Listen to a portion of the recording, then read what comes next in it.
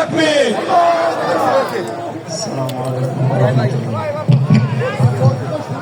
আওয়াজ মানে রিভাব নেন, রিভাব রিভাব দেন। আর যারা দাঁড়িয়ে আছেন আবার আলাদা করে বড় লাগবে না পরে আপনাদের। হ্যাঁ দাঁড়িয়ে আছেন কে কারা দেখার জন্য বসে। ইন্নাল হামদালিল্লাহি ওয়াস সালাতু ওয়াস সালামু আলা রাসূলিল্লাহ আম্মা বা'দ ফাউযু বিল্লাহি মিনাশ শাইতানির রাজীম বিসমিল্লাহির রহমানির রহিম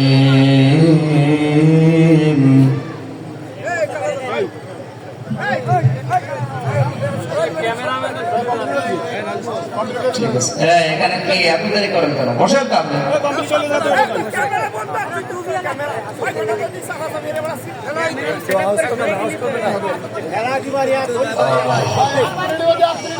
ورأيت الناس يدخلون في دين الله في دين الله أفواجا صدقت يا ربنا اللهم صل على سيدنا مولانا محمد وعلى آل سيدنا مولانا محمد الحمد لله এখানে সামনে ছবি করা যাবে একেবারে নীরব নিস্তব্ধ হয়ে যাবে। সাহাবা ইকরাম যখন কোরআনে কারীম শুনতেন পাখি এসে তাদের এই পিঠের উপরে মাথার উপরে মনে করতো গাছের উপরে বসে আছে। আপনি এরকম হয়ে যাবেন। কথা বলছেন মানে এদিক ওদিকে তাকাবেন না। বাংলাদেশের ঐতিহ্যবাহী জেলা নড়াইল লোহাগড়া থানার অন্তর্গত দিঘলিয়া নোয়াগ্রাম স্কুল ময়দানে এলাকাবাসী কর্তৃক আয়োজিত মহাবিশ্বের মহাবিশ্বর আমাদের মালিক আমাদের মনিব মহান রব্বুল ইজ্জাত আল জালালের মুখের পবিত্র বাণী কোরআনে কারীম তাফসীরুল কোরআন মাহফিলের স্বনামধন্য সভাপতি বিশিষ্ট আলেমে দ্বীন জনাব মুফতি মোহাম্মদ খবির উদ্দিন দামাত বারকাতুহুল আলিয়া, এ মাহফিলের প্রধান অতিথি বাংলাদেশ জামাত ইসলামী নড়াইল জেলা শাখার সম্মানিত জেলা আমির বিশিষ্ট আইনজীবী জনাব অ্যাডভোকেট আতাউর রহমান বাচ্চু, যার মাধ্যমে এখানে কোরআনের দাওয়াত নিয়ে এসেছি আপনাদের এলাকার সন্তান ইসলামিক চিন্তাবিদ শিক্ষাবিদ শ্রদ্ধাভাজন উস্তাদ ডক্টর মোহাম্মদ কামরুজ্জামান আতালাল্লাহু উমরাহু ওয়া বারাকাল্লাহু ফি হায়াতি, বলেন আমিন। এতক্ষণ যারা এখানে কোরআনে কারীম থেকে আলোচনা রেখেছেন এই এলাকার কৃতি সন্তান ইসলামিক চিন্তাবিদ শিক্ষাবিদ রাজনীতিবিদ জনাব মাওলানা তাজুল ইসলাম দামাত বারকাতুহুল আলিয়া, আলোচনা রেখেছেন মাওলানা হুসাইন মাহফুজ চুয়াডাঙ্গা, হাফেজ মাওলানা মাহদি হাসান, অন্যান্য ওলামা ইকরাম, মঞ্চে বসা সম্মানিত ব্যক্তিবর্গ, সামনে বসা মুসলমান ভাইরা, পর্দার আড়ালের সম্মানিতা মা এবং বোনেরা, প্রশাসনের ভাইরা, প্রাণপ্রিয় নড়াইলবাসী, এখন দুপুর বেলা তো খাবারের সময়, গোডাউন আমাদের হাহা করছে না? এই সময় আসলে এটা হয় না, এটা রাতের বেলা দিলে ভালো হয়। আপনারা রাতে পাননি, আমার উপরে আসলে স্যার আজকে সত্যি কথা বলতে জুলুম করে ফেলেছে। আমি এই প্রতিদিন 2টা 3টা আর পারছি না। ম্যাডামও রাগ করছিল বাড়ি থেকে, শুধু স্যারের কথা শুনে আজকে ছেড়েছি, নাই তো আজকে ছাড়তো। এখন দরকার নেই, রাতে একবারে শরীয়তপুরে আছে ওই জায়গায় যাবে। মানে সকাল 10টায় এখানে এসে হাজির হওয়ার কথা ছিল, আমি 9:30টায় বাড়ি থেকে বের হয়েছি। রাস্তা ভুল করার কারণে একটু দেরি হয়ে গেছে। তারপরও যে সময়টুকু আল্লাহ আমাদেরকে কোরআনে কারিমের পেছনে ব্যয় করতে দিলেন, আমরা খুশি হয়ে বলছি আলহামদুলিল্লাহ। একটা জগদ্দল পাথর আমাদের বুকের উপরে ছিল ১৫০০ বছর আগে। ওয়াদানা আনকা বিসরাক আল্লাযী আনকাযা যহরাক, এই আয়াতটা আল্লাহ নাযিল করেছিলেন। নবীজিকে জানিয়েছিলেন, হে নবী, আই এম এ জাহিলিয়াতের যে বিশাল পাথর, যে বোঝা আপনার পিঠকে বাঁকা করে রেখেছে, আমি কি ওই পাথর সরিয়ে দেইনি? ১৫০০ বছর পর এই বাংলাদেশের মুসলমানদের বুক যে পাথরের কারণে কষ্টে জর্জরিত ছিল, এমনকি আল্লামাহুল খালাকাল ইনসান, আল্লামাহুল বায়ান, মানুষ আমি বানিয়েছি, কথা বলার যোগ্যতা আমি দিয়েছি, সেই কথা বলা পর্যন্ত আমাদের স্তব্ধ করে দিয়েছি। তাদের থেকে আল্লাহ রাব্বুল আলামিন বিশাল পাথর নামিয়ে নিয়ে আমাদেরকেও মনে হচ্ছে স্মরণ করাচ্ছেন, হে উম্মতে মুহাম্মদী, আমি তোমাদের উপর থেকে আমি জাহিলিয়াতের পাথর নামিয়ে দেইনি। ১৫০০ বছর আগে ছিল আয়ামে জাহিলিয়াত, আরে ১৫.৫ বছরে আমরা পার করলাম আমি জাহিলিয়াত। একেবারে খাপের খাপ মিলিয়ে গিয়েছি, কঠিন অবস্থা পার করেছি না বলেন তো? কথা বলতে পারতাম আমরা, কণ্ঠরুদ্ধ করে রেখেছিল। এই কঠিন অবস্থার পরে আল্লাহ জালেমদের কিছু দৃশ্য আমাদেরকে দেখিয়েছেন, যেটা লূত নবী আলাইহিস সালামের জামানায় দেখিয়েছিলেন। আল্লাহ রাব্বুল আলামিন বলেন, ওয়া মাকারু মাকারা ওয়া মাকারনা মাকারা ওয়া হুম লা ইয়াশউরুন। সূরা নামলের 50 নম্বর আয়াতে আল্লাহ বলেন, ওয়া মাকারু মাকারান, ষড়যন্ত্র করেছিল ওরা। এই মাকরন শব্দের ব্যাখ্যায় আমি তাফসিরে দেখেছি, সূরা ইব্রাহিমের ভেতরে আল্লাহ ব্যাখ্যাটা দিয়েছেন। আল্লাহ পাক বলেন, ওদের ষড়যন্ত্র এমন কঠিন অবস্থা ধারণ করেছিল যে পাহাড় পর্যন্ত সরে যাবে। মাকার না, আমি আল্লাহ নিজে এবার কৌশল করলাম। শব্দ কিন্তু একই। কাফেরদের বেলায় আল্লাহ বললেন ষড়যন্ত্র, দুর্বিসন্ধি,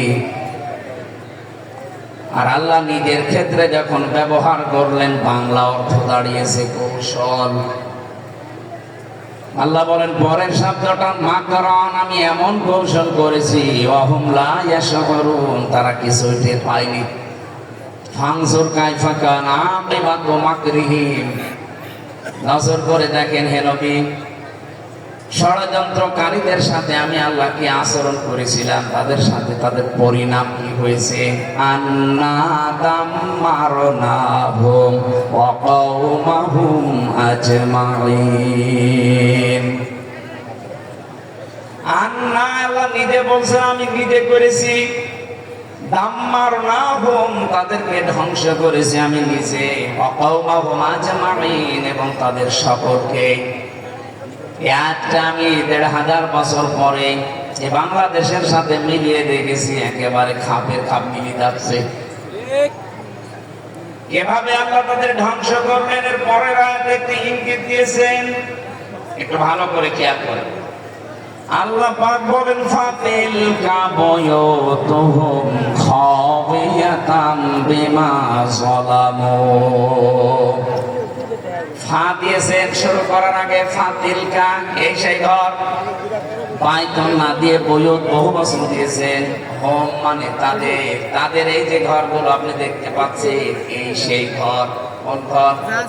খাওয়ায়াতাম, যেগুলো জনশূন্য করে দিয়েছি, ওজাড় গৃহ বানিয়ে দিয়েছি, সার শূন্য করে দিয়েছি। বিমা যালামু, তাদের জুলুমের কারণে। এখান থেকে কয়েকটা শিক্ষা আল্লাহ দিতে চান। পৃথিবীতে যারা জুলুম করে, তাদের বাড়ি ঘরগুলো আল্লাহ সার শূন্য, ওজাড় গৃহ জনশূন্য করে দেয়। এখান থেকে আমাদের কি দেওয়া লাগবে?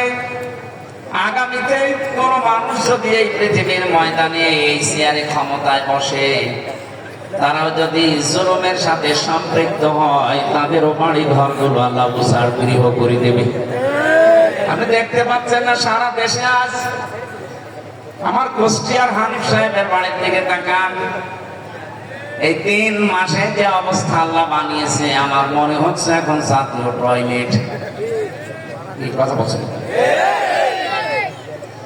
গত 3 দিন আগে আমি ছিলাম দিনাজপুরে, ওখানে যিনি ছিলেন ওনার নাকি টর্চার সেল ছিল ওনার ঘরের নিচে। আল্লাহ ওই বাড়িটাকে এখন এমন উজাড় গৃহ বানিয়েছে, মানুষ দলবদ্ধ হয়ে টয়লেট করতে যায়। একা একা যাওয়ার কথা, 3-4 জন যাচ্ছে, চারিদিকে মুখ করে সব পোশাক করছে, মনে হচ্ছে জামাতবদ্ধ হয়ে পোশাক চলছে।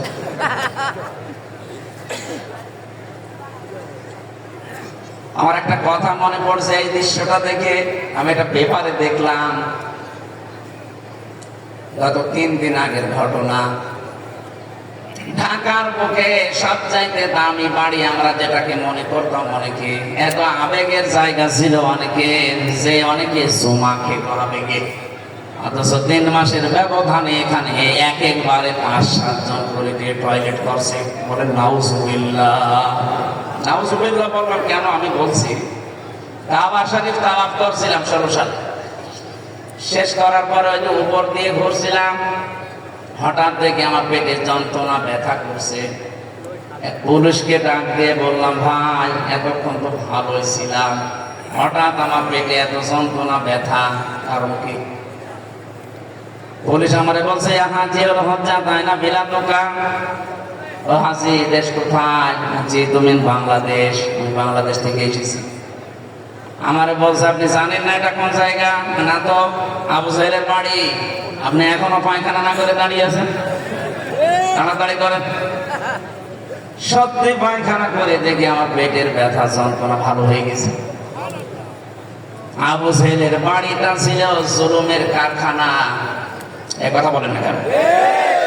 মানবতার উপরে জুলুম করার জন্য বাড়িটা কাজে লাগিয়েছিল।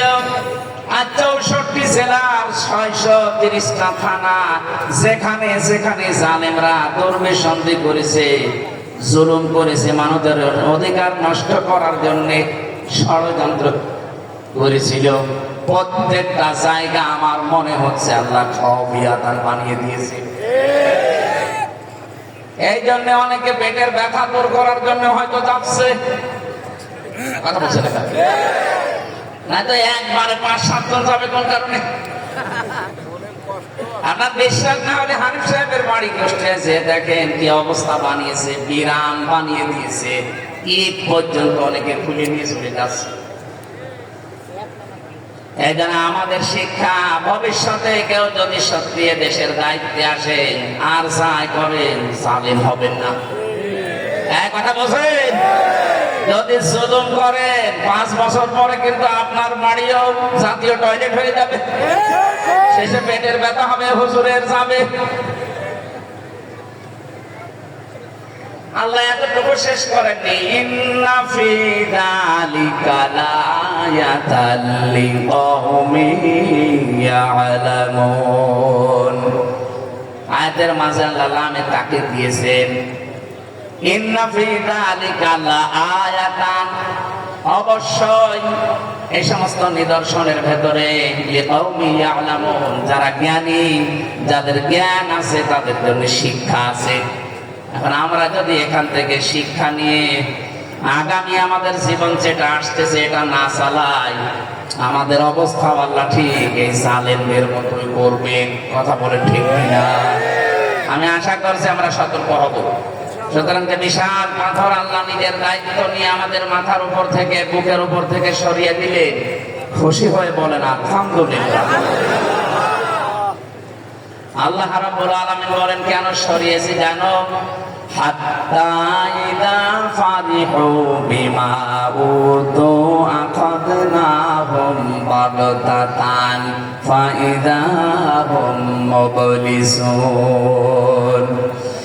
সূরা আনামের 44 নম্বর আয়াতের মাঝের অংশে আল্লাহ বলেন, ওই মানুষগুলো যখন আমার দানকৃত এই ক্ষমতা বলেন, টাকা পয়সা বলেন, প্রভাব প্রতিপত্তি বলেন পাওয়ার বলেন, এগুলো পাওয়ার পরে আনন্দে মেতে আছে, আমি আল্লাহকে ভুলে গিয়ে আখাযনা এর ফাইল সরাসরি আল্লাহ নিজে। সুতরাং 2024 সালের 5 আগস্টে স্বৈরাচার যারা, জালেম যারা, তাদেরকে জনতা শুধু ধরেনি, ধরেছে কে? এখানে আল্লাহ তাই দিয়েছেন আখাযনাহুম, আমি নিজে তাদেরকে ধরলাম বাগতাতান, আকস্মিক ভাবে, এমন হঠাৎ করে তাদেরকে ধরেছি তারা দুপুরের খাবার খাবে সে সময় হয়নি। কথা বলেন না? ফাইদা হুম মুবলিসুন, তারা হতাশ হয়ে গেছে, নিরাশ হয়ে পড়েছে। এরা যে হতাশ হয়ে পড়েছে, সারা বাংলাদেশে বিকাল 5টা বাজতে বাজতে তার বাস্তব প্রমাণে কালামানিক কলার পাতায় শুয়েছিল, বেশি পর্যন্ত উড়ে গেছে। বাকিটা আমি বললাম না, ওর সংসার করার কাজ শেষ। কত নিচে নামাবে আর আল্লাহ, ইন্নামা নুমলি লাহুম লিয়াসদাদু ইসমা ওয়া লাহুম আযাবুম মুহিন। আল্লাহ পাক বলেন, যখন মানুষের পাপের বোঝা পরিপূর্ণ হয়ে যায়, আমি আল্লাহ তখন আর ছাড় দেই না, তখন ধরেছেন কে? ওয়া লাহুম আযাবুম মুহিন, তাদেরকে অপমানজনক শাস্তি দেয়। আমার মনে হয় এই পৃথিবীর ইতিহাসে এত অপমান কেউ হয়নি। কত ইতিহাস আমরা পড়েছি, কোনদিন এটা শুনি নাই এই পৃথিবীর ইতিহাসে 350 জন এমপি একবারে পালিয়ে গেছে। এই বাংলাদেশে ঘটল। কথা বলেন, জাতীয় মসজিদের ইমাম পর্যন্ত পালিয়েছে। আপনি আর কে দেখবেন? এজন্য জালেমদেরকে আমরা ধরি নাই, ছাত্র জনতা ছেলে মেয়েরা শুধু না, আল্লাহ নিজে ধরেছে। যখন পাপের বোঝা পরিপূর্ণ হয়ে যায় তখন আল্লাহ ছাড় দেয় না। আমাদের এখান থেকে শিক্ষা নেওয়া লাগবে, আমাদের বাকি জীবনে যেন আমরা সীমা লঙ্ঘন না করি। কথা বলে ঠিক কিনা? আল্লাহ প্রত্যেকটা কথা আমাদের প্র্যাকটিক্যাল লাইফে, বাস্তব জীবনে সেট করার তৌফিক দেন, বলেন আমিন। দরুদ আর সালাম পড়ছি আমাদের নবী মুহাম্মদুর রাসূলুল্লাহ সাল্লাল্লাহু আলাইহি ওয়াসাল্লামের প্রতি। এটা আলিফ থেকে ইয়া পর্যন্ত 29টা অক্ষর, প্রত্যেকটা অক্ষরের ভেতরে আমাদের নবীর গুণগান এবং তাদের যে নামগুলো আল্লাহ দিয়েছেন প্রতিটি অক্ষরের ভেতরে লুকিয়ে রেখেছেন। আলিফ দিয়ে আহমাদ, বা দিয়ে বাশির, তা দিয়ে মুত্তাকি, সা দিয়ে মুদাসসির, জিম দিয়ে জামিল। এভাবে করতে করতে আল্লাহ ইয়া দিয়ে বলেছেন ইয়াসিন। বলেন আল্লাহু আকবার। এখানে গল্প করছেন, কি সমস্যা? কি ওনারা এখানে নিয়ে আসেন, এখানে কি আপনার সমস্যা? না না না, হচ্ছে না। এবার স্যার বসে আছে না, আপনাকে কথা শোনা লাগবে আগে, যখন প্রশ্ন করবো। কিন্তু 45 মিনিট স্যারে ক্লাস নিয়ে যদি 10টা প্রশ্ন করতে পারে, আমি 1 ঘন্টা কথা বলে 10টা প্রশ্ন করে যদি উত্তর না দিতে পারবো, কিন্তু গল্প করাচ্ছেন।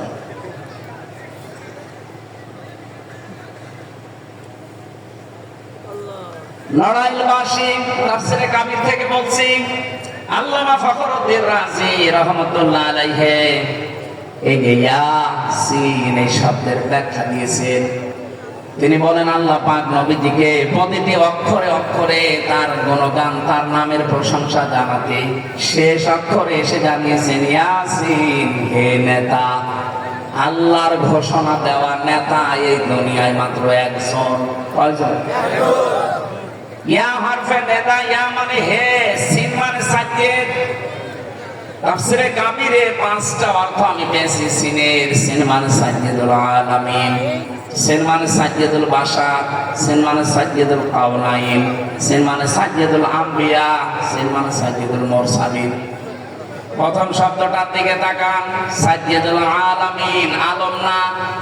স্যার যে হিসাব দিচ্ছিলেন, এই পৃথিবীতে 800 কোটির উপরে মানুষ, 257টা রাষ্ট্র আছে। এই সব মিলে পৃথিবী, এর ভেতরে সব চাইতে বড় দেশ বাংলাদেশ। আপনি মানচিত্রের দিকে তাকাবেন, কলমের লিফের মতো মনে হবে। আমি কয়েকদিন আগেও মালয়েশিয়া ছিলাম, বাংলাদেশের চাইতে ওই দেশটা 8 ডবল বড়। এই দেশ ঘুরতে আমার জীবনে পানি শেষ হয়ে যাচ্ছে। মালয়েশিয়া মাত্র 6 দিন না 7 দিনে পুরাটা ঘুরতে আমার জীবন শেষ হয়ে গেছে। তা তো উন্নত দেশ অনেক। তাহলে এই দেশের চাইতে অত বড় 8 ডবল, সৌদি আরব এই দেশের চাইতে 14 ডবল, এই যে পাশের রাষ্ট্রে ভারত এই দেশের চাইতে 29 ডবল, আমেরিকা আমাদের চাইতে 59 ডবল। 59টা বাংলাদেশ পাশাপাশি রাখলে যত বড় হবে এক আমেরিকা একা এত বড়।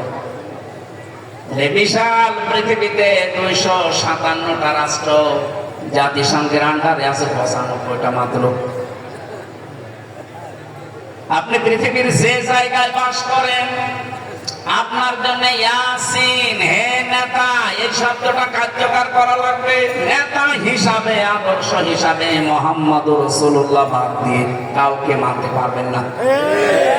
আমার কথা যদিও নরম ভাষায় বললাম, কত দূর গেছে যাদের মাথায় মগজ আছে টের পাচ্ছেন।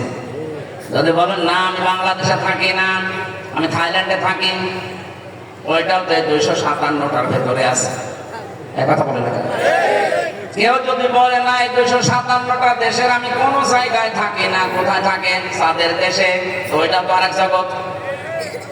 মঙ্গল গ্রহে থাকে, ওইটাও আরেক জগতে। সব মিলে আলামিন, সব মিলে কি? তাহলে যেখানেই থাকবেন এটা নাসালুল আমরু বাইনাহুন্না, প্রতিটি জায়গায় আল্লাহর বিধিবিধান নাযিল হচ্ছে। যেখানেই বাস করেন না কেন, আপনার আদর্শ, আপনার নেতা যদি মুহাম্মদুর রাসূলুল্লাহ বাদ দিয়ে অন্য কেউ হয়ে দাঁড়ায়, আপনি বিশ্বাস করতে পারেন আপনি আল্লাহর ঘোষণা মানেন না। কথা বলে না কেন? এই শব্দটা বারবার উচ্চারণ করছি আমি খেলা করার জন্য না, আমার শিক্ষা আছে এখানে। অনেকে মনে করে নেতা বললেই মনে হয় আমাদের মতোই পাতি নেতা। না, নেতা শব্দটা অনেক গুরুত্বপূর্ণ বিষয়, কারণ এটা কিয়ামতের সাথে সম্পৃক্ত। কিয়ামতে আল্লাহ যখন আপনাকে বিচারের জন্য তার দরবারে ডাকবেন, প্রথমে আপনাকে একা ডাকবেন। কয়জন করি? বলেন বলেন। কুল্লুহুম আতিহি ইয়াউমাল কিয়ামাতি ফারদা। সূরা মারইয়ামের 95 নম্বর আয়াতে আল্লাহ বলেন, কিয়ামতে প্রতিটি মানুষকে আমি ডাক দেব আমার সামনে। কয়জন করি?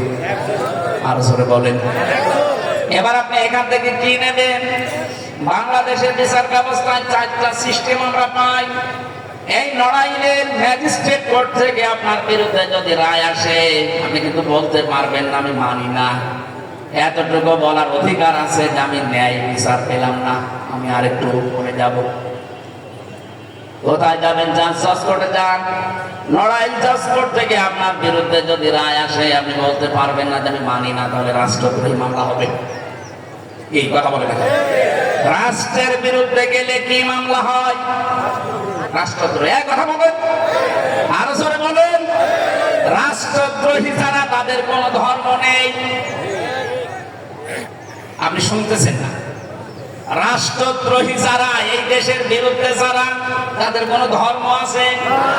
আজ বিভিন্ন ধর্মের নাম নিয়ে রাষ্ট্রদ্রোহী কাজ করে অনেক মানুষ ছাড় পাওয়ার চেষ্টায় আছে। এই যে চিন্ময় কুমার দাস, উনি আজ একটা ধর্মের নাম নিয়ে ইসকন বলেন আর হিন্দু ধর্ম বলেন, যে ধর্ম বলেন, রাষ্ট্রদ্রোহী কাজ ছাড়াই করবে, তাদের কোনো ধর্ম নেই। কালকে প্রধান উপদেষ্টার সাথে আমির জামাত যে বৈঠক করেছিলেন, তার শেষ কথা এটা ছিল যে রাষ্ট্রদ্রোহী যারা, তাদের কোনো ধর্ম নেই। বিচার যেভাবে করা লাগে রাষ্ট্রের বিধানে আপনাকে করা লাগবে। মাওলানা মামুনুল হকের মাথায় যদি দড়ি দিয়ে বেঁধে নেওয়া যায়, আমির হামজার মাথায় যদি দড়ি দিয়ে বেঁধে নেওয়া যায়, আল্লামা দেলাওয়ার হোসাইন সাইদের মাথায় যদি দড়ি বাঁধা যায়, কি হয়েছে চিন্ময় সাহেব? রাষ্ট্রের বিরুদ্ধে গেলে তার কোনো ধর্ম নেই। হ্যাঁ, কথা বুঝে মামলা হয়ে যাবে, কিন্তু আপনার বিরুদ্ধে রাষ্ট্রদ্রোহী, আমার বিরুদ্ধে হয়েছিল এটা, এই জন্য আমার মাথায় দড়ি দিয়েছে। একই কাজ যদি এই বাংলাদেশে কেউ করে, তার মাথায় আপনি দড়ি না দিয়ে ডাব খাওয়াবে, এটি কি মামা বাড়ি পেয়েছে?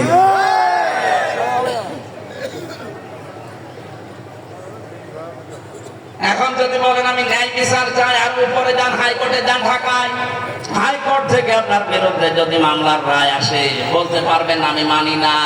বলা যাবে যে আমি আরো উপরে যাব ন্যায় বিচার পাওয়ার জন্য, যান সুপ্রিম কোর্টে যান। ওখানে আবার 2টা বেঞ্চ আছে। সুপ্রিম কোর্ট থেকে বাংলার প্রধান বিচারপতি এখন যিনি আছেন, উনি যদি আপনার বিরুদ্ধে একবার রায় দিয়ে দেয়, আপনি না, আপনার বাবা না, এদেশের 18 কোটি মানুষ মেনে নিতে বাধ্য। যদি না মানেন, হয় দেশ থেকে তাড়িয়ে দেবে, নয়তো জেলখানায় দেবে। এক কথা বলছে না কি বললাম বলেন তো? এখানে যে 4টা ধাপ পেলেন বিচারের, কিয়ামতে আল্লাহ যে বিচার ব্যবস্থা সাজাবেন, ওখানেও ধাপ বানাবেন 1, 2, 3টা। প্রথম নাম্বারে আপনাকে আল্লাহ একা ডাকবেন বিচারে, কেউ থাকবে না। রব্বুল আলামিন বলেন, একা একা ডাকবে, জিজ্ঞাসা করা হবে তোমার জীবন সম্পর্কে। আন উমরিহি ফিমা আফনা ওয়া আন শাবাবিহি ফিমা আবলা ওয়া আন মালিহি মিন আইনা ইকতাসাবাহু ওয়া ফিমা আনফাকাহু ওয়া আন ইলমিহি মাযা আমিলা ফি। মুত্তাফাকুন আলাইহি। একটা জীবন দিয়েছিলাম 70, 80, 90 বছরের।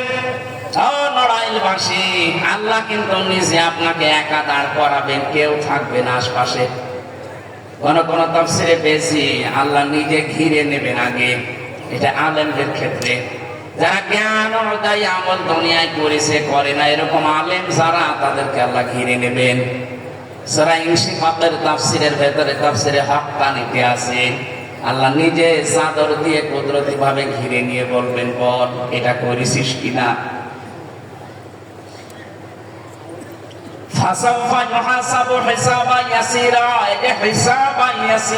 শব্দের ব্যাখ্যায় মুফাসসির বলেন, সহজ হিসাব কাকে বলে জানো? কিয়ামতে আল্লাহ যদি তাজুল সাহেবকে মাফ করতে চান, এ চাদর দিয়ে ঘিরে নিয়ে বলবে, তাজুল বল তুই এগুলো করেছিস। হিসাব দেওয়ার জন্য যে তোমার হাত, পা, চোখ, কান, মুখ সব সাক্ষী দিচ্ছে। যে জমিনে দাঁড়িয়ে আছে, জমিন পর্যন্ত সাক্ষী, কাঁধের উপরে 2জন সাক্ষী বসে আছে। এমনকি কিতাবটা সামনে দিয়ে বলবেন, এই যে কিতাব, ইকরা কিতাবাকা কাফা বিনাফসিকা আল-ইয়াওমা আলাইকা হাসিবা। এটা পড়ে দেখ, তোর জীবন সব এখানে লেখা আছে। তোর 70, 80, 90 বছর যা করেছিস, হিসাব কিভাবে কি করবি, জান্নাতে না জাহান্নামে, এটাই সব পেয়ে যাবি। চিন্তা করবে আল্লাহ, কিছুই তো অস্বীকার করার কায়দা নেই, কারণ আমার মনের খবর পর্যন্ত তুমি জানো। আমি যে চোখ টিপ দেই, কোন নজরে, কোন কারণে চোখ টিপ দিয়েছি, এইটা পর্যন্ত জানে কে? আরো জোরে বলেন। বাধ্য হয়ে তাজুল সাহেব যদি স্বীকার করে, আল্লাহ আমার ভুল হয়ে গেছে, মুফাসসির বলেন, বান্দা যখন বলেন আল্লাহ আমার ভুল হয়ে গেছে, আল্লাহ পাক বলেন আমার রহমতের জরিয়ার ভেতরে, দরিয়ার ভেতরে জোশ পয়দা হবে। আমি শেষ পর্যন্ত বলবো, যা তোরে মাফ করে দিলাম। এটার নাম হিসাবে আসির। কিয়ামতের দিন আজ যারা মানুষকে মিথ্যা কথা জানিয়েছেন যে কিয়ামতে এক একজন পীর সাহেব লক্ষ লক্ষ মুরিদ নিয়ে উঠবে, এটা মিথ্যা কথা। আপনাকে সর্বপ্রথম বিচারের কাঠগড়ায় দাঁড় করাবে আল্লাহ কয়জন করে? বলেন বলেন। আপনার এখন ভাবার বিষয়, আমি তো একা দাঁড়িয়ে আছি, আমি যা করছি এবং করেছি এটা নিয়ে যদি সত্যি দাঁড়ায়, আমার এই 50 বছরের বয়সের হিসাব আমি আসলে দিতে পারবো তো? এইটার জন্যই তো মাহফিলে আসা। আপনার অনুভূতিতে যদি এখনো আঘাত না লাগে, এই 1 বছর পরে একদিন না, প্রতিদিন এরকম অনুষ্ঠান হলো, আপনার কিছু হবে না। সুতরাং আজকে থেকে সিদ্ধান্ত নিয়ে যাওয়া লাগবে, আল্লাহ আমি যা করছি এটা তোমার সামনে দাঁড় করি, জিজ্ঞাসা করলে আমরা বলতে পারবো তো?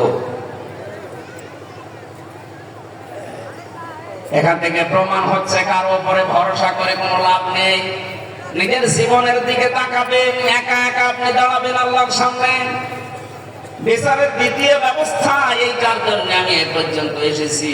কিয়ামতে আল্লাহ কিন্তু এবার আর আপনাকে একা ডাকবে না, এবার ডাকবে ইয়াউমা নাদউ কুল্লা উনাসিন বিইমামিহিম। সূরা বনী ইসরাঈলের ৭১ নম্বর আয়াতের প্রথম অংশে আছে, আল্লাহ পাক বলেন কিয়ামতে প্রতিটি মানুষকে আল্লাহ এবার ডাক দেবে তার নেতার সাথে। কার সাথে বলেন? বলেন। লড়াইবাসী রাজনীতি মনে না করে একটু নিজের সাথে মিলান তো। আপনি যে নেতাকে মেনে চলেন, যার আদর্শের নাম বলে আপনি স্লোগান দেন, ওই লোকটা যদি কিয়ামতে আপনার সামনে থাকে, আপনার কি মনে হয় যে আল্লাহ আপনাকে মাফ করবে? ও বলছে না, ও তো ধরা খাবে। হ্যাঁ, এখন যদিও বলেন না মাফ করবে না, ও ধরা খাবে না, আমরা যেন অন্ততর মতো ধরা না খাই। আজকে থেকে দেখা লাগবে যে এই লোকটা আল্লাহ রাসূলকে মেনে চলে, সেই লোকটাকে মানা ফরজ, যে মানে না তাকে মানা হারাম। নবীজি তো জীবনে দু একদিন বিড়ি খেয়েছেন, লাল পানি খেয়েছেন? বলেন। আপনি নেতা মানে এমন মানুষকে যে হুকা পর্যন্ত খায়, বিড়ি তো বাদ দিলাম, এমনকি লাল পানিও খায়। এমন নেতার আদর্শ আপনি অনুসরণ করেন, রাত ৯টার পরে ঠিক মতো ৪ পা মাটিতে পড়ে না, রিকশায় করে বাড়ি নিয়ে যাওয়া লাগে। এমনকি রিকশা থেকে বাড়িতে নামিয়ে দেবেন, যতটুকু রাস্তা হেঁটে গিয়ে যদি গাছের সাথে ধাক্কা লাগে, বলে মিয়া ভাই সাইড দেন, কতক্ষণ দাঁড়াবো। এইরকম একজন মানুষকে আপনি অনুসরণ করেন, অনুকরণ করেন, নেতা মেনে চলেন, আর আপনি জান্নাতে যাবেন কিয়ামতে। না, ওই লোকটা সামনে, আপনি পেছনে। প্রতিটি মানুষকে আল্লাহ বিচারের দ্বিতীয় সিস্টেম এটা, আপনাকে আর একা ডাকবে না, ডাকবে আপনার নেতার সাথে। এখানে আমি আপনাকে বাঁচাতে চাই। আল্লাহর ঘোষণা দেওয়া নেতা কয়জন? ইয়াসিন। খালি ইয়াসিন পড়া না, এখান থেকে শিক্ষাটা নেওয়া লাগবে। বিবেক যাদের আছে আমি আশা করছি আপনি কাজে লাগাবেন। এরপরও যদি কেউ মনে করে এটা রাজনীতি, আমার মনে হয় বিবেকের উপরে কুকুরে পোশাক করছে। অবশ্য ঠিক, কি শোনেন আপনি, ভালো করে বুঝে শুনে ঠিক আছে। আমরা কোরআনে কারীম থেকে একটা আয়াত পড়েছি, পরিচিত আয়াত, সূরা নসরের ২ নম্বর আয়াতটা পড়েছি। স্যার এবং তাসুর সাহেব যে কথাগুলো বলছিলেন, সময় পাইনি, ওনারা ইঙ্গিত দিয়েছেন, আমরা ওই কথাটা তাফসীর আকারে অন্তত কিছু সময় বলবো। থাকবেন তো আপনারা? কবরে যাওয়ার পরে যে সমস্ত প্রশ্নগুলো হবে, তার প্রথম প্রশ্ন হবে মার রব্বুকা, তোমার রব কে ছিল? এটা বলা হবে না? রব শব্দের আমি 19টা অর্থ পেয়েছি, সামারাইজ করে পুরা কোরআন শরীফ থেকে 5টা বের করেছি। কেউ যদি বলতে চায় কবরে যে আমার রব আল্লাহ, রব্বি আল্লাহ, তাহলে এই 5টা বিষয় তার জীবনে থাকা লাগবে।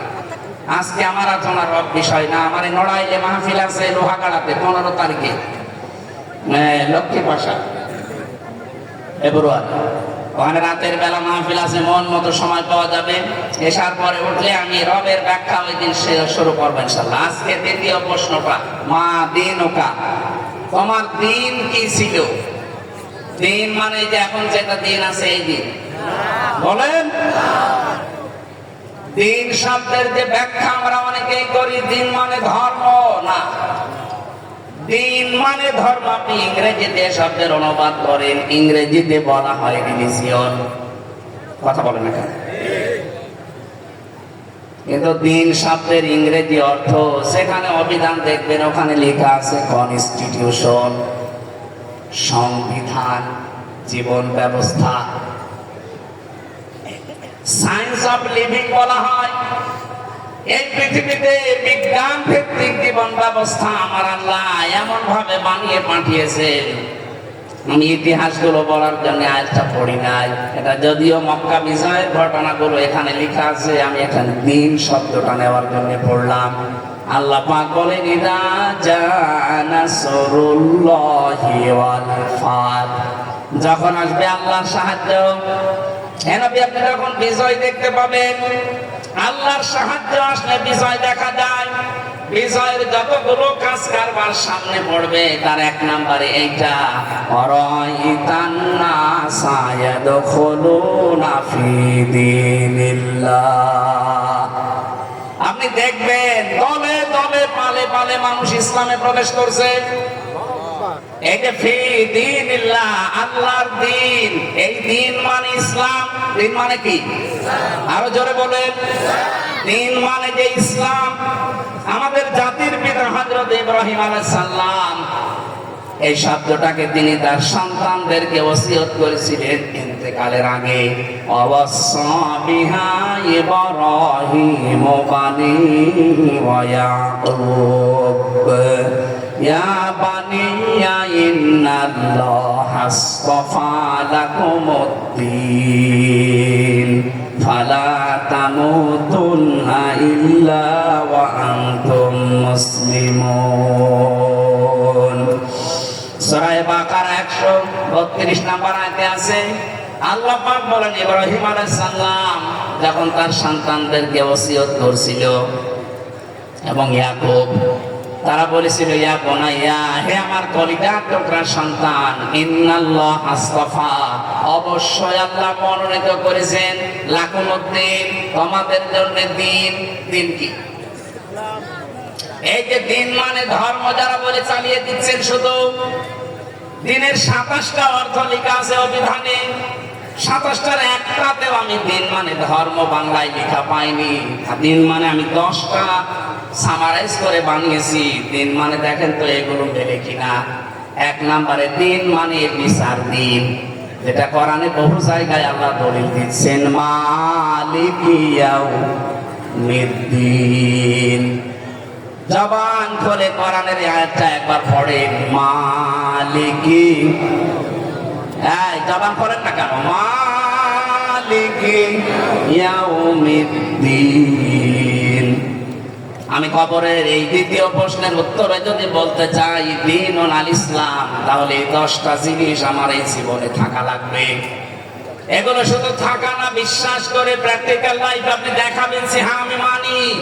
এক নম্বরে দিন মানে কিয়ামতের দিন, বিচার দিন। এটা যদি কেউ বিশ্বাস করে মেনে নিতে পারে, ওর জীবন থেকে মাস্ট বি অপরাধ যেটা চলে যাবে।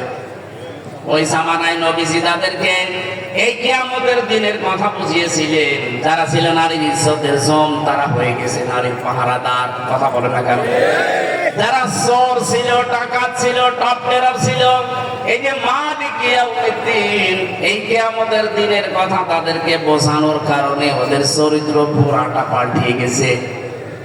আমাদেরও কিয়ামতের বিশ্বাস থাকার দরকার নেই? আমাদের তো আছে। আরে ভাই, কিয়ামতের বিশ্বাস আমাদেরটা আর সাহাবীদের এক না। হযরতে ওমর রাদিয়াল্লাহু তাআলা আনহু কিয়ামতের দিনে তার জীবনের ভেতরে পেয়েছি, ইন্তেকালের 12 বছর পরে তার সন্তান আব্দুল্লাহর সাথে একবার স্বপ্নে দেখা হয়েছিল। তিনি বলেন, আব্বা তুমি কোথা থেকে আসলে এতদিন পর? স্বপ্নের ভেতরে কথোপকথন হচ্ছিল। হযরত ওমর বলে, সন্তান আজ 12 বছর আমি দুনিয়ার জীবন ছেড়েছি। আল্লাহ পাক তার সামনে দাঁড়িয়ে আমি হিসাব দিচ্ছিলাম। কিয়ামত মনে হচ্ছে কায়েম হয়ে গেছে। আল্লাহ আমাকে ডাক দিয়ে হিসাব দিচ্ছিলেন। 12টা বছর পরে আমি যে 26 বছর বয়সে মুসলমান হয়েছিলাম, এই দিনের আগে যত কিছু করেছি আল্লাহ মাফ করে দিয়েছেন। কারণ কালেমা পড়লে, বিশ্বাস নিয়ে পেছনের অপরাধ আল্লাহ সব মাফ করে দেয়। কিন্তু এরপরে যে কয়দিন দুনিয়ায় বেঁচেছিলাম, জীবনের এই কয় বছরের হিসাব আমার সময় লেগেছে আল্লাহর দরবারে 12 বছর। শেষ পর্যন্ত আল্লাহ পাক আমাকে ডাক দিয়ে বলে, ওমর তোমারে মাফ করে দিলাম।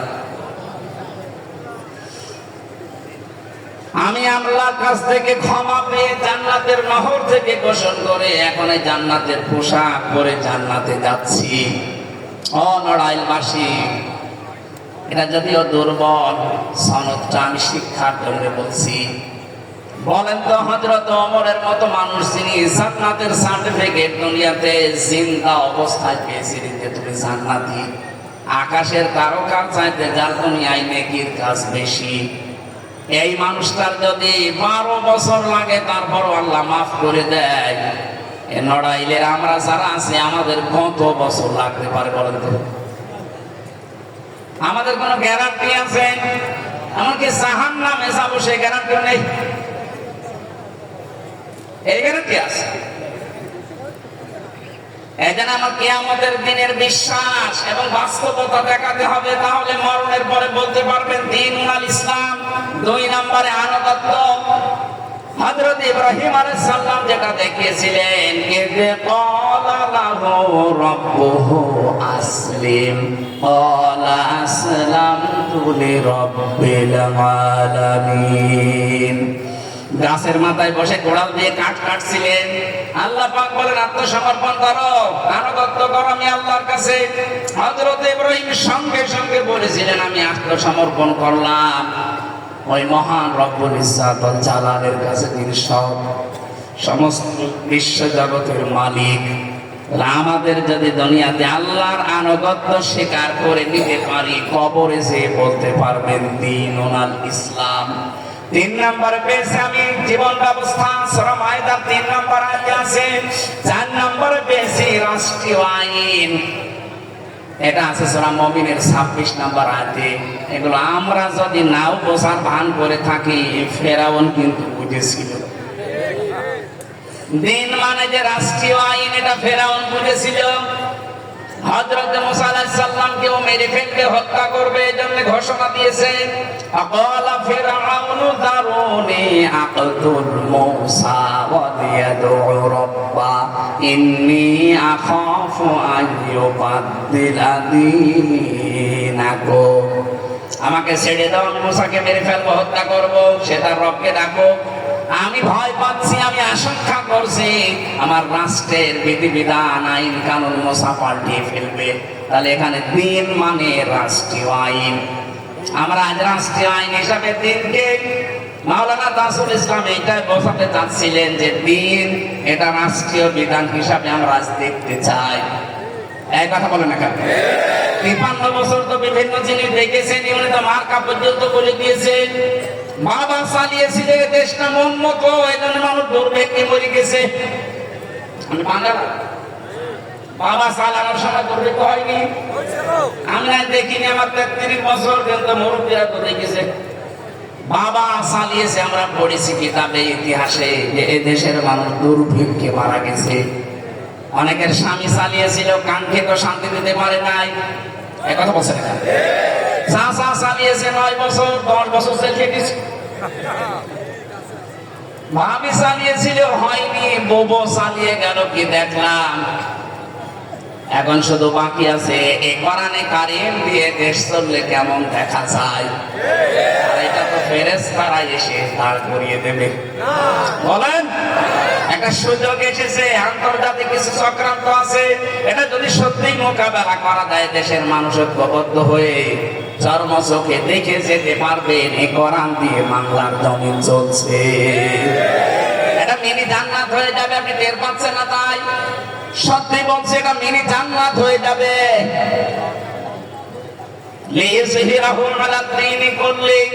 দুনিয়ায় যত দিন আছে, যত জীবন ব্যবস্থা মানুষের বানানো আছে, সব কিছু পেছনে ফেলে এই ইসলামকে, দিনকে জমিন কায়েম করা লাগবে। এজহার শব্দের শাব্দিক অর্থ শুধু প্রকাশ করা না। মান করাল কোরআন ফাস্তাজহারহু, যে ব্যক্তি কোরআন পড়ে আর কোরআনকে ইজহার করার চেষ্টা করে, আই ইজহার মানে এখানে বিজয় গালিব শব্দটা আছে, তার হাদিসের পরিভাষায় দেখেছি, কেউ যদি কোরআন পড়ে আর কোরআনকে বিজয় করার জন্য চেষ্টা চালায়, ফাহাল্লা হালালাহু ওয়া হারামা হারামা, কোরআন বিজয় হয়ে গেলে হালালকে হালাল, হারামকে হারাম শ্রেণী মেনে নেওয়া যায়। কথা বলেন না কেন? বাংলাদেশে কোরআন বিজয় নেই, এই জন্য আমরা হারামকে হারাম জানার পরও ছেড়ে দিতে পারি না। এই যে ব্যাংকিং ব্যবস্থায় সুদের মতো একটা মারাত্মক বনা, মায়ের সাথে জেনা করা, এটা অহরহ চলছে। আমরা আজ পাল্টাতে পারছি না, কারণ এদেশে কোরআন বিষয় নেই। বলেন না কেন? ইসলামী ব্যাংক চেষ্টা চালাচ্ছে, 100 ভাগ সম্ভব না। যতদিন যতদিন পর্যন্ত যাকাত ভিত্তিক অর্থনীতি বাংলাদেশে কায়েম না হবে, এদেশে যদি ফেরেশতাও ব্যাংক খোলে তাও সুদ থেকে মুক্ত হওয়া সম্ভব না। কিন্তু ওরা চেষ্টা চালাচ্ছে। এটা কিছু নিয়ম নীতি আছে। যদি ইসলামী রাষ্ট্র দেশে কায়েম হয়ে যায়, মুশারাকা, মুদারাবা, মুরাবাহা, বায়ে সালাম, বায়ে মুআজ্জাল, বায়ে ইসতিসনা, এই সমস্ত নিয়ম নীতিগুলো যখন ইসলাম অনুযায়ী ব্যাংকিং ব্যবস্থায় চলবে, তখন ওই সোনালী, রূপালী, চৈতালি সব ব্যাংক বাধ্য হবে ইসলাম অনুযায়ী চলবে। এখন যেহেতু নেই যাকাত ভিত্তিক অর্থনীতি এই দেশে রাষ্ট্রীয় ভাবে, যতদিন না হয় আমি আহ্বান জানাবো অন্তত ইমানের দাবি অনুযায়ী মুসলমান হিসাবে রাষ্ট্রীয় ভাবে এই দেশে ইসলাম কায়েম হওয়ার আগ পর্যন্ত ইসলামী ব্যাংকে কারবার করে। এক কথা বলছি, নবীজি 13 বছর মক্কায় ছিলেন আর 10 বছর মদিনার রাষ্ট্রপ্রধান ছিলেন। 13টা বছর মক্কায় থাকাকালীন নামাজ পড়েননি। কথা বলেন না, কোন দিকে ফিরে নামাজ পড়তেন? কাবা শরীফের দিকে। অথচ কাবা এই 13 বছর পর্যন্ত 360টা মূর্তি ছিল। তাহলে উনি মূর্তির সামনে নিয়ে নামাজ পড়েছেন? মূর্তির সামনে নিয়ে নামাজ হয়? ওনার হইল কি করে? কারণ মূর্তি নামানোর মতো ক্ষমতা ওনার ওই সময় ছিল না। ঠিক ওই লোকটাই যখন 10 বছর মদিনার রাষ্ট্রপ্রধান হয়ে আছেন, উনি নিজে এসে মূর্তিগুলো ভেঙে ভেঙে ওখান থেকে ফেলে দিয়েছিলেন। তাহলে এর আগে যে নামাজ পড়েছিলেন মূর্তির সামনে নিয়ে নামাজ হয়েছে, এরা হয়নি? আরো সরে বলেন।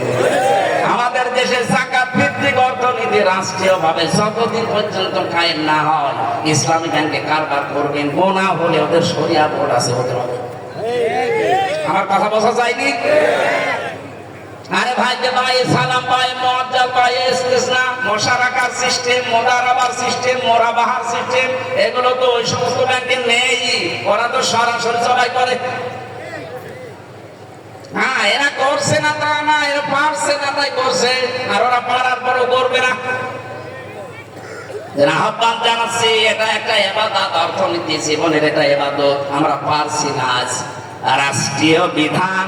আমরা যদি আর সত্যি দিনকে মনে করতাম, এটা কায়েম করতে পারতাম। ইব্রাহিম নবী, ইয়াকুব নবী তার সন্তানদেরকে এটাই বলেছিলেন। আল্লাহ পাক তোমাদের জন্য মনোনীত করেছেন, চয়ন করেছেন, নির্বাচিত করেছেন, পছন্দ করেছেন দিনকে। কাকে বলেন বলেন?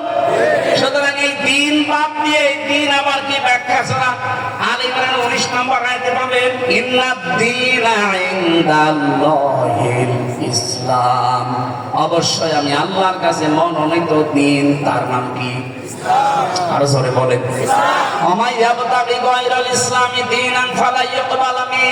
দুনিয়াতে ইসলাম বাদ দিয়ে যদি অন্য কোন দিন জীবন ব্যবস্থা কেউ মেনে চলতে চায়, ফালা ইউকবাল মিন, ওর জীবনের কোনো কিছু আল্লাহ কবুল করছে না, করবেও না। এতটুকু আল্লাহ শেষ করেননি, ওয়া ফিল আখিরাতি মিনাল খাসিরিন, সবচেয়ে বড় ক্ষতিগ্রস্ত হবে লোকটা আখিরাতে।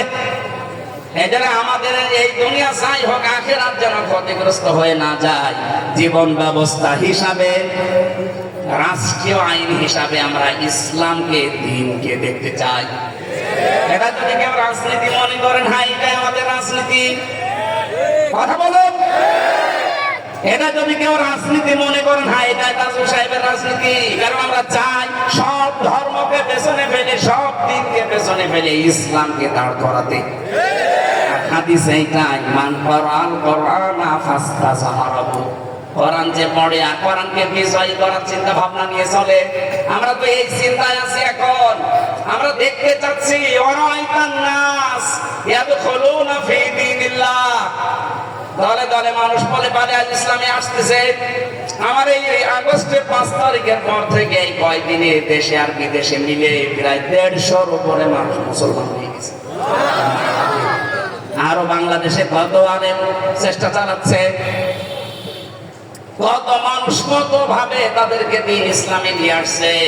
এমনকি যারা মুনাফিক ছিল তারাও দলে দলে পালে পালে আসতেছে। জালেমরা তো আসতেছে, আমরা দেখতে পাচ্ছি। জুলুম স্বীকার করে নিয়ে অনেক মুনাফিক পর্যন্ত আসা আরম্ভ হয়ে গেছে। আমি আগস্টের 5 তারিখের আগ পর্যন্ত একটা জরিপ পেয়েছিলাম, এই দেশে 100 জনের মাত্র 15 জন চায় যে রাষ্ট্রীয়ভাবে ইসলাম কায়েম হোক। কিন্তু এই 3 মাসের ব্যবধানে এখন এই বাংলাদেশে 100 জনের 58 জন মানুষ চাচ্ছে ইসলাম এই দেশে কায়েম হোক।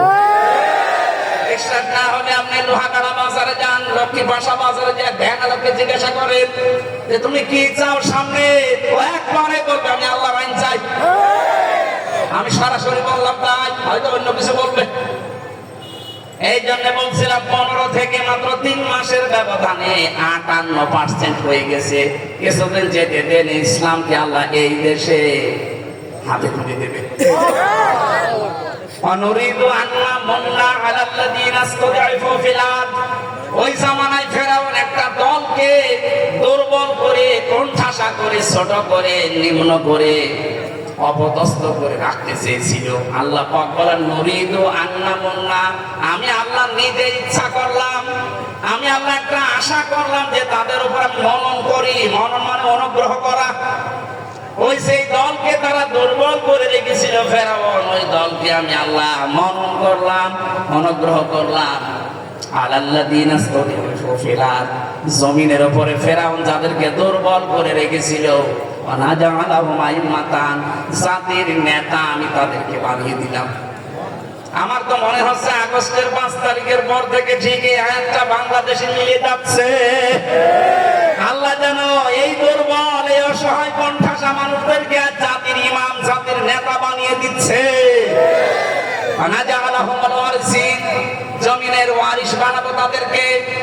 এরপরের আয়াতটা আরো সুন্দর, অনুমাক্কিনা লাহুম ফিল আরদ, তাদেরকে আমি জমিনের শাসন ক্ষমতা দেব। কেন দেব বলেন তো?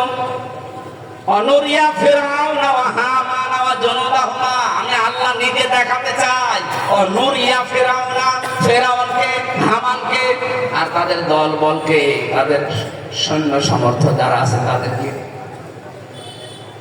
মিনহুম মা কানু ইয়াহজারুন, তারা যে বিষয়টা সবচাইতে বেশি ভয় পেত এই 53 বছরে, সবচাইতে বেশি ভয় যাদেরকে পাওয়া হয়, সবচাইতে বেশি ভয় এই 53 বছরে জালেমরা, মুনাফিকরা, সন্ত্রাসী যারা, তারা সবচাইতে বেশি ভয় পেয়েছে। বিশেষ করে ফেরাউন, হামান আর মন্ত্রী পরিষদ দলের লোকজন, ওরা সবচাইতে বেশি ভয় পেয়েছে। না জানি মুসা নবী আবার চলে আসে কিনা। আমার তো মনে হচ্ছে 53 বছরের অবসান এখন ঘটতে যাচ্ছে। কারণ এটা ঘটাচ্ছে কে? অনুরিয়া ফিরআউনা, আমি ফেরাউনকে দেখাবো। ফেরাউন যেহেতু চলে গেছে, প্রেতাত্মা আছে, তাদেরকে আল্লাহ দেখাবে। আল্লাহর ওয়াদা মিথ্যা হবে? সুতরাং তাদেরকে এই দেশে দুর্বল করে রেখেছিলেন, আল্লাহ তাদেরকে দিয়ে রাষ্ট্র চালাবে। এই জন্য আফওয়াজা, দলে দলে, আজ দলে দলে মানুষ আসতেছে। এখন আর দেখা দেখি নেই, দলে দলে মানুষ আসতেছে।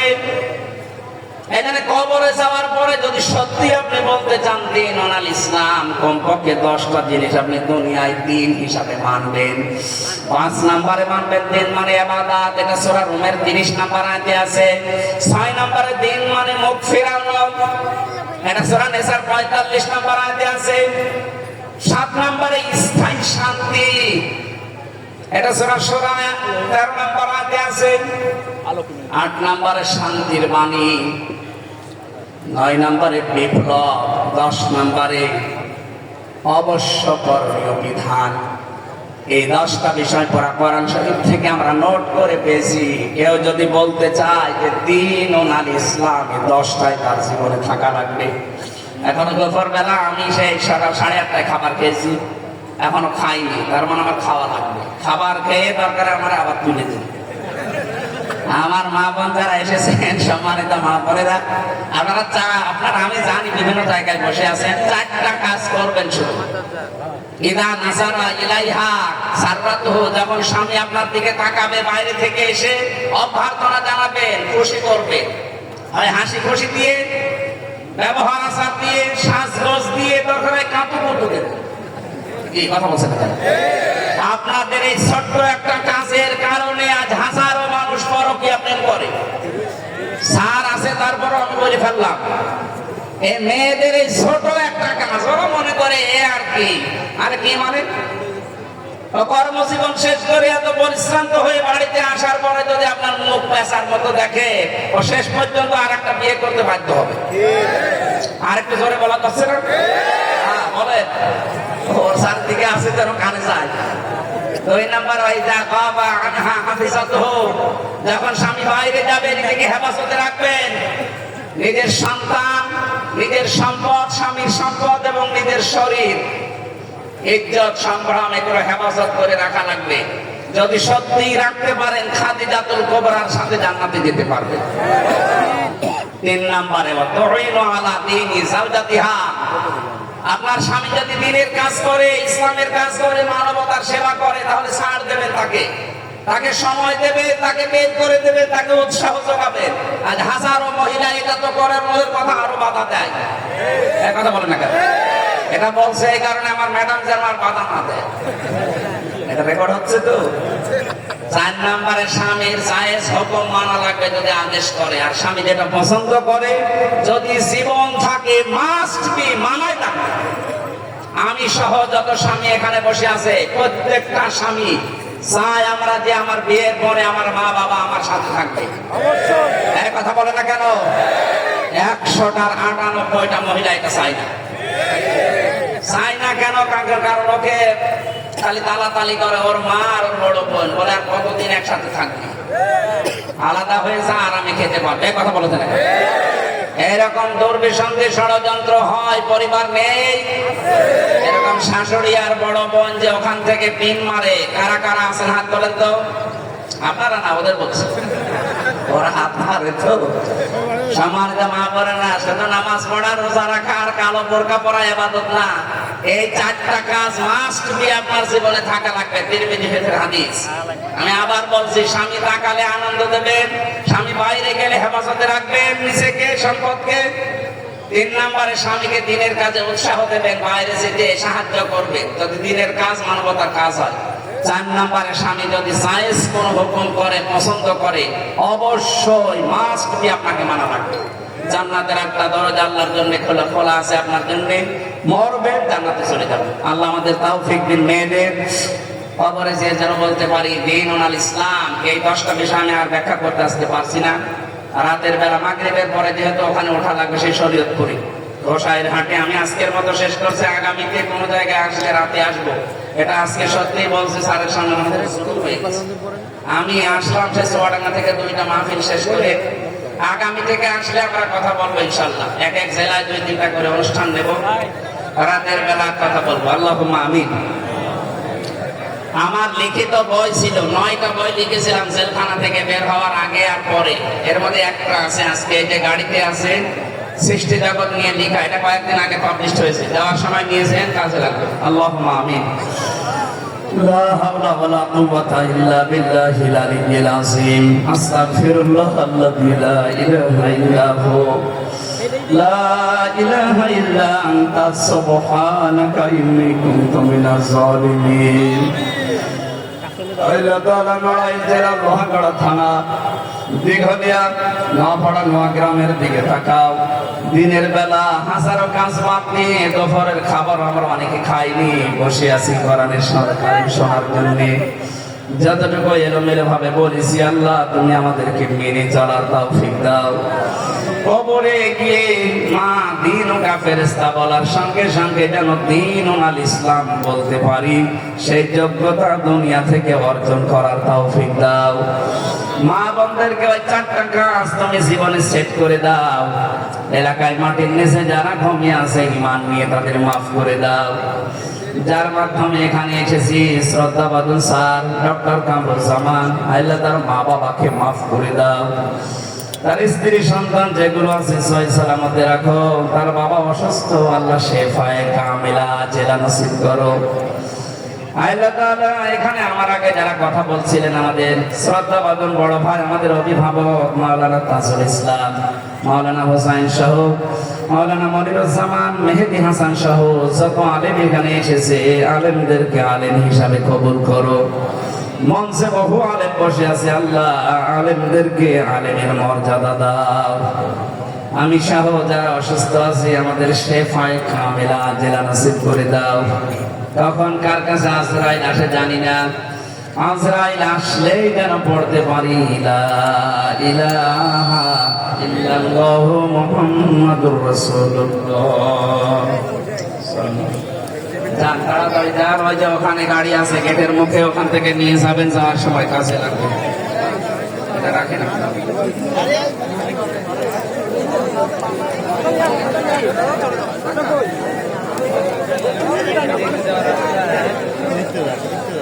কই যাচ্ছে, কই যাবে, যাবে। হ্যালো।